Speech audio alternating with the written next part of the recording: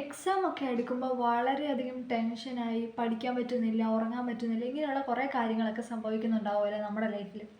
അപ്പോൾ ഇത് റിലേറ്റഡ് ആയിട്ടുള്ള ഒരു തിയറിയാണ് എയർക്സ് ഡോൾസന്റെ ഒരു ലോ.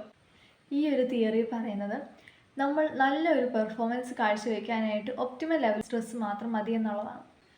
അല്ലാത്ത പക്ഷം ഇതിൻ്റെ ഒരു കണ്ടിന്യൂം എടുത്തു നോക്കിയാൽ ഹൈ ലെവൽ സ്ട്രെസ്സുള്ള ആളുകളിൽ എക്സാമിനോട് അനുബന്ധിച്ച് സ്ട്രെസ്സ് കൂടുകയും ടെൻഷൻ ആവുക, പഠിക്കാൻ പറ്റാതെ വരിക, ഉറക്കമില്ല, ഇങ്ങനെയുള്ള കാര്യങ്ങൾ വരുന്ന സമയത്ത് അവർക്ക് പഠിക്കാനായിട്ട് പറ്റില്ല. അതായത് എക്സാമിൻ്റെ സമയത്ത് നല്ലോണം പെർഫോം ചെയ്യാൻ പറ്റാതെ വരും.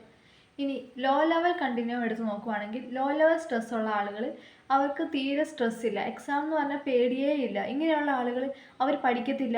എക്സാം റിലേറ്റഡ് ആയിട്ടുള്ള യാതൊരു പേടിയും ഇല്ലാത്ത ആളുകൾ എക്സാം എഴുതാനായിട്ട് അല്ലെങ്കിൽ നല്ലൊരു പെർഫോമൻസ് അവിടെയും കൊടുക്കാൻ പറ്റില്ല.